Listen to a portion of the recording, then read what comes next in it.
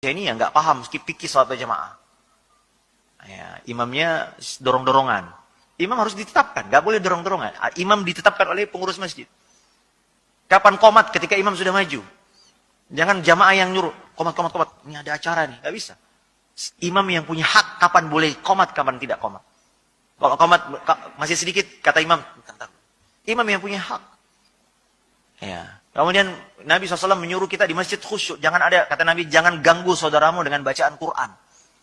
Sebagian kita, akhi, antara azan qomat, muazzinnya malah baca salawat. Kita mau sholat sunat terus gimana? Jadi saya memahami ada sebagian orang nggak nyaman itu.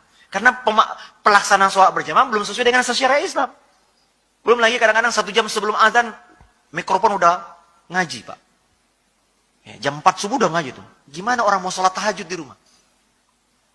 Ya, kemudian habis subuh ngaji lagi, Pak, mikrofon.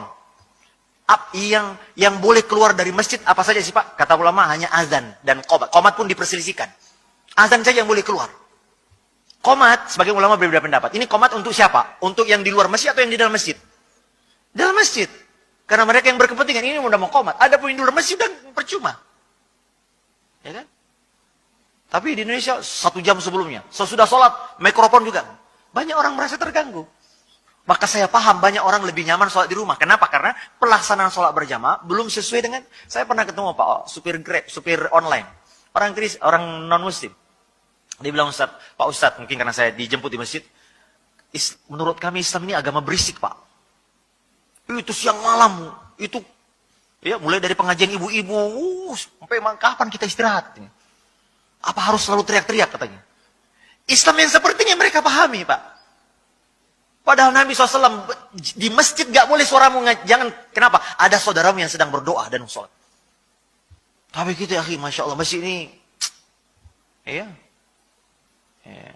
gak bisa kita khusyuk. Bertetangga dengan masjid, banyak orang menghindari. Kenapa? Berisik, Ustaz. Saya ketemu ada seorang pilot. Ustaz, saya pindah nih. Saya punya bayi, tapi jam 4 udah corong masjid itu keras banget. Habis maghrib sampai isya corong. 20 menit, 30 menit sebelum azan udah ngaji, keras banget. Kita kalau ada tamu gak bisa ngapa-ngapain. Istrinya komplain ke pengurus masjid, Pak, tolong dikecilin, Pak. Bapak, ibu ini Islam atau setan, katanya. Suara ngaji kok gini. Ya gimana orang mendengar Quran kan ada saatnya. Tidak setiap orang harus diperdengarkan Quran. Maka berusahalah kita melaksanakan sholat berjamaah dengan baik, Pak. Saya di masjid dekat rumah saya pernah dijemput oleh salah satu supir yang ya belum ngaji gitu. Tapi dia bilang, Ustaz, saya setiap sholat di masjid Ustaz dekat rumah itu kayaknya lebih tenang. Lebih khusyuk. Kenapa? Orang habis sholat, habis azan, tenang. Semuanya sibuk berdoa masing-masing. Gak ada yang ngobrol. Terus sholatnya rapat, nyaman. Bacaan imamnya, Masya Allah, kayak Ustadz kita tadi, enak, nikmat. Gak terlalu lama, juga gak terlalu cepat. Nah, yang begini, itu fitrahnya orang awam nih. Orang awam dia, Pak, supir. Nah, ini ada orang sholatnya cepat, Pak. Kadang-kadang kita, Pak, sholat berjamaah cepat, tapi zikirnya lama.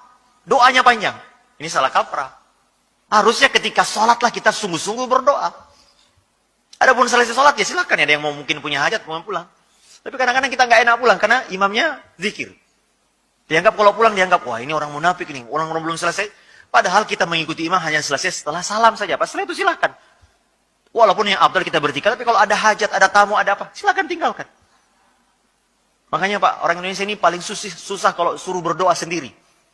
Karena kebiasaan di Indonesia, dipimpin berdoanya. Saya kalau bawa jamaah haji, jamaah umrah, Pak berdoa masing-masing. Aduh Ustaz, apa nih doanya? Kenapa kebiasaan kita dituntun doa? Padahal doa itu ibadah sendiri, Pak. Memang dalam Islam kadang-kadang ada doa yang, saya sholat Jumat, tapi itu pun mengaminkan sendiri-sendiri. Gak usah ngangkat tangan. Sholat istisqa, khutbah, ya boleh kita berdoa. Imamnya berdoa, kita aminkan dalam hati. Atau imam sedikit diri. Tapi selebihnya, doa masing-masing. Apa yang terjadi, Pak? Kita ini kadang-kadang kalau suruh berdoa ketika wukuf di Arafah, ya coba lihat, Pak, Bapak yang pernah haji. Kalau di kemah Indonesia, itu kalau wukuf, Pak, perang speaker. Wah, ustadznya yang baca doa, jamaahnya tidur. Adapun kita seharusnya, Pak, sebetulnya adalah khusyuk sendiri berdoa. Itu yang baik. Maka banyak orang awam, Pak, ketika masuk masjid, ngeper masuk, ini apaan? Tapi lihat, fitrahnya orang ini, Pak. Orang kayak ada tatonya. Kok kayaknya lebih enak ya sholat itu. Kalau dia jemput saya itu senang sholat ini. Masjidnya bersih, tenang, nggak ada suara anak-anaknya, kita juga rapikan. Ini buat orang ini. Tapi kalau orang yang nggak tahu agama masuk masjid, ini suara berisik, ini orang ini, ya jelas Pak. Saat saya lebih nyaman di rumah, saya paham. Tapi itu juga keliru. Berusahalah sholat berjamaah, karena sholat jamaah pendapat yang kuat wajib hukumnya. Ada yang mengatakan sunnah muakkad, tapi pendapat yang kuat menurut kami adalah wajib hukumnya. Berdosa Anda kalau sholat di rumah nggak ada uzur. Nah, namun jadi satu sisi saya paham Pak, banyak orang nggak lebih nyaman, tapi satu sisi juga banyak pelaksanaan sholat berjamaah yang tidak sesuai dengan. Antara azan qomat cepat Pak. Dia azan, dia manggil kita, dia yang ninggalin kita Pak. Ya kan? Oh iya, Allah sholat kan dimanggil tuh. Kita datang ya udah Al-Fatihah. Ya beri, kata Nabi, beri kesempatan orang mandi. Alhamdulillah di masjid kita ini berapa menit Ustaz? Antara azan qomat untuk subuh. 20 menit, Masya Allah Pak. Apalagi yang tinggal di atas. Ya, Masya Allah enak, nikmat. Kita datang udah selesai. Jadi orang malas sholat berjamaah. Mungkin ada orang yang punya toko, harus tutup dulu, ini dulu, baru kemudian. Kan yang memanggil kita soalnya azan Pak. Itu kan suara panggil. Kasih waktu orang mungkin tutup toko dulu, berwudu dulu, jalan kaki dulu. Kira-kira 15 menit, udah, baru kita qomat. Tapi azan qomat, dia sholat sunnah sendiri, langsung qomat sendiri. Ya pantas Pak.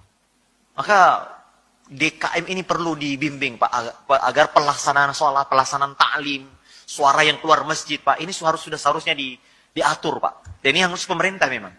Kalau di masing-masing, aduh. Ya. Kapan orang istirahat? Yang boleh keluar adalah azan saja Pak. Adapun suara khutbah, suara ceramah, ngapain keluar? Suara murattal, ngapain keluar? Murattal pun untuk siapa ya? Untuk yang ngaji aja. Itu pun kalau di masjid, suara kedengaran telinga Pak. Karena ada orang yang lain juga sedang berdoa.